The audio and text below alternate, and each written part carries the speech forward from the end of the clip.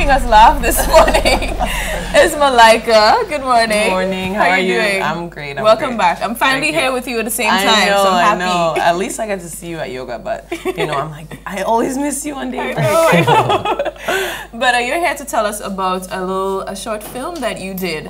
So tell us a little bit about that. Well, I had the honor of being sponsored to go over to the Caribbean Tales Film Festival, and that was in Barbados. And actually, I got to go because my film came third in an agricultural film competition last year, and then the CTA, which is the Center for the Technical Center for Agriculture, through CARDI, they sponsored me to actually go to the film festival to talk about my film, to meet people in Barbados, and also they sponsored me to be involved with the entire process of the festival, which is also kind of an incubator series and a symposium. So one of the big things was the 48-hour film challenge, which is very much like being on a reality TV show. It's like they give you the criteria for the film, the theme, and etc. And in this case, the theme was a broken promise.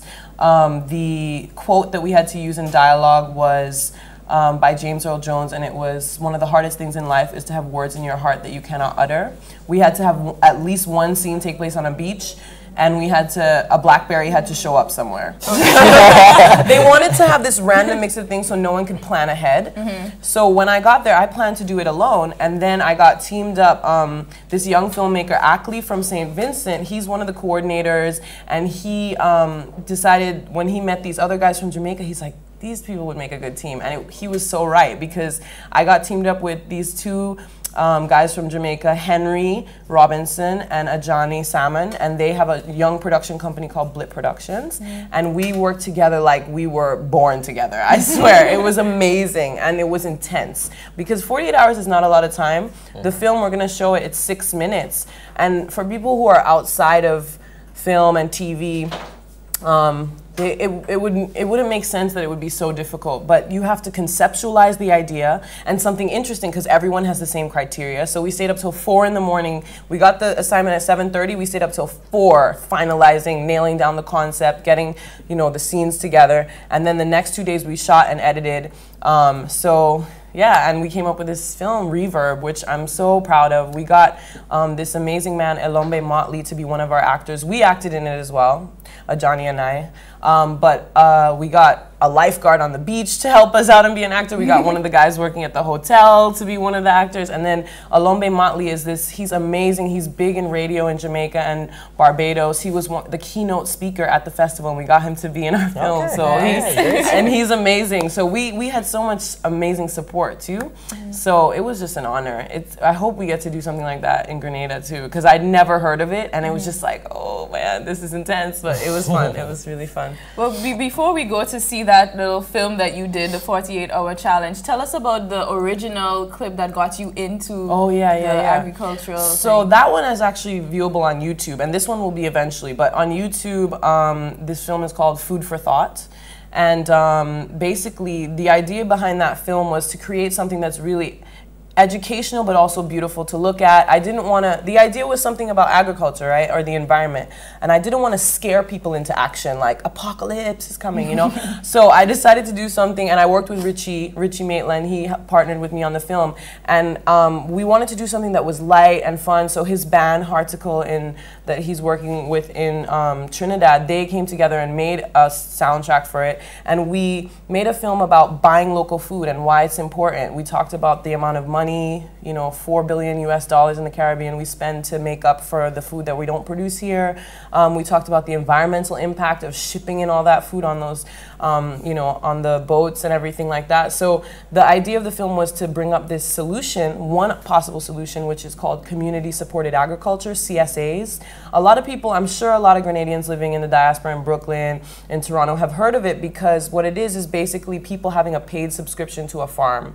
So we would come together, each of us would pay a small amount at the beginning of a season, and then every week we get a basket of what's fresh, and farmers get an upfront money, because that's one of the things for farmers. It's like, you need that upfront cash to buy seeds, to buy tools, to buy boots. So in that way, you pay upfront. It's a mutual investment, so there is risk involved, but it brings you closer to the farmers. You're connected. So that's the idea we had. So if you look up Food for Thought and Malaika, you'll find it.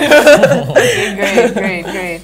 Well, let's see your film from your 48-hour challenge. It's called Reverb, as in reverberations, you know, that kind of after effect and ripples. So see what you think. Let's go. Let's go.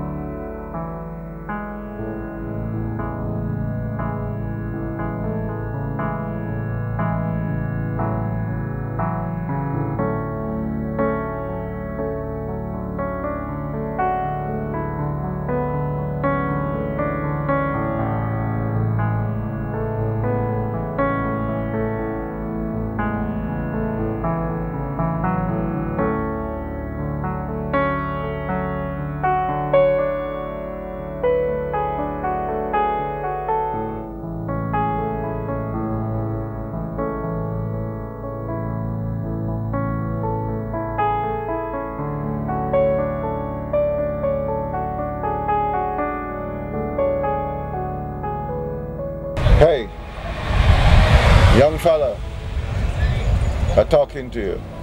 Let me tell you a story. A little story. A little story.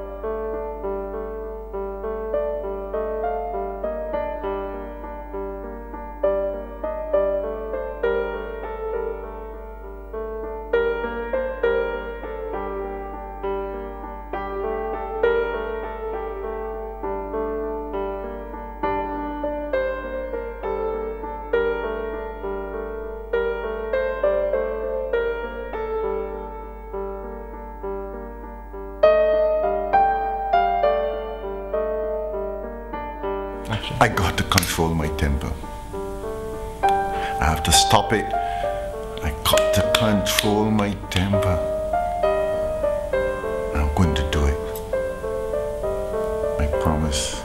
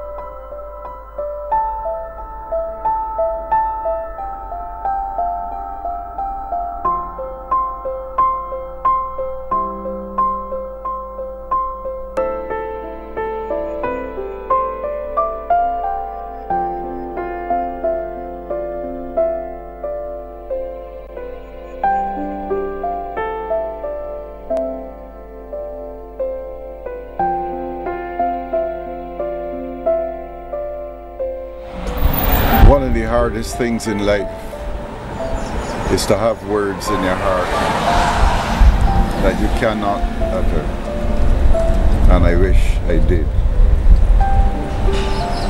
I'm really sorry I never had the chance. I'm sorry. I'm sorry. I'm sorry. I'm sorry.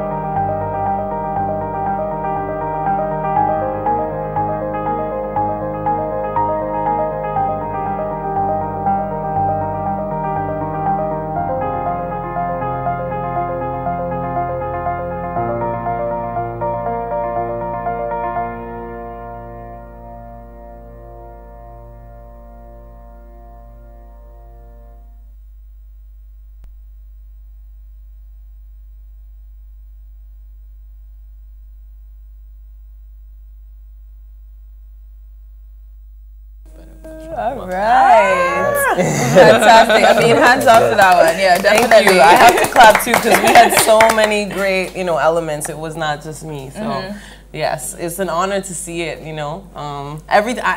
Every time I want to watch the full thing. I've seen it so many times. Because it also speaks to the experience. I'm telling you, I think for us as young, up and coming filmmakers and creative people in the region to come together and not know each other. I mean, those two, Henry and Ajani, know each other. They have Believe Love Inspires People, Blip.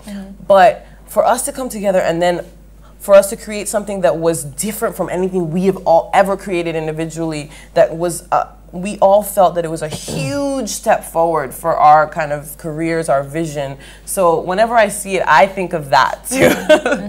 And in such a short space of time. So, I know. I mean, it was serious. It was like we were, by the time, once we were introduced to each other, we spent every moment together, like after that, Nice. Because also when we weren't filming, we went to the rum shop, got to know people, got to know each other, and that's what helped to, the trust that you see in the film, the kind of intimacy that you see is because I felt comfortable with these guys, you know what I mean? I wouldn't have been able, I'm not a big actor, so I wouldn't have been able to be like, if I wasn't feeling safe and comfortable.